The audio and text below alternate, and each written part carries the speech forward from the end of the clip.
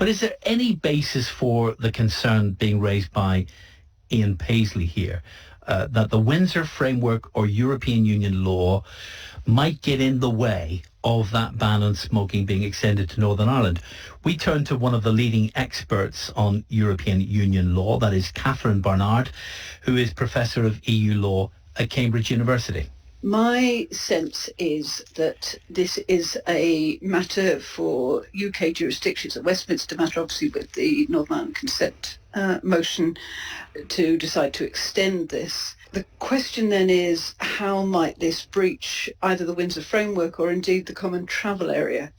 So the Common Travel Area gives people from the UK, obviously from the north and from the south, the chance to move, reside, live, work in the other country.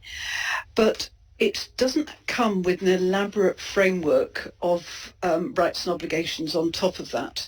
And what the DUP is saying is that you should have the right to travel to be able to smoke or vape, go from the south to the north. Now, the Common Travel Area is written in such a framework way, it's very unlikely it would cover something as specific as what the DUP have just been proposing. If you have a look at the Northern Ireland Protocol and now the Windsor Framework, it expressly refers to Article 36 of the Treaty on the Functioning of the European Union. Now, as some of your listeners may be aware, Article 36 allows states to make exceptions on the grounds of public health.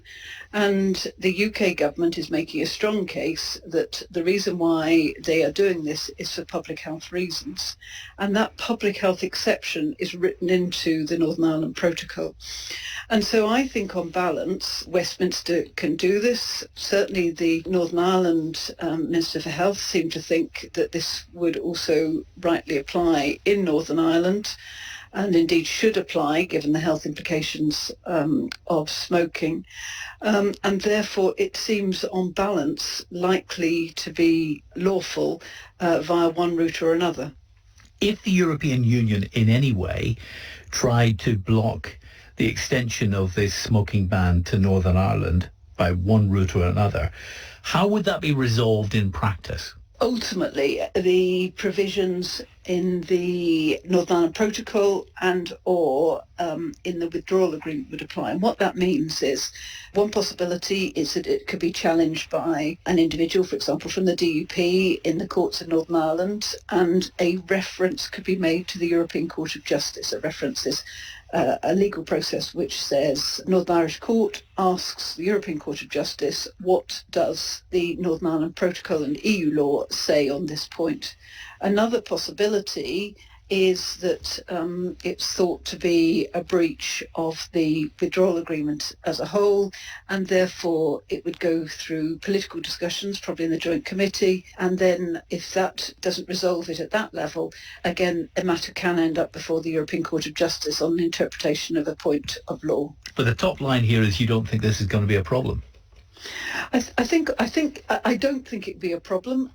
It's an entirely novel issue, certainly one that wasn't contemplated in any way in the Common Travel Area back in the 1920s, but it certainly wasn't contemplated, I don't think, in the Northern Ireland Protocol. But I think with health issues where there is a genuine health concern, which I think we could say the UK government absolutely has, the European Court of Justice tends to be quite deferential to member states.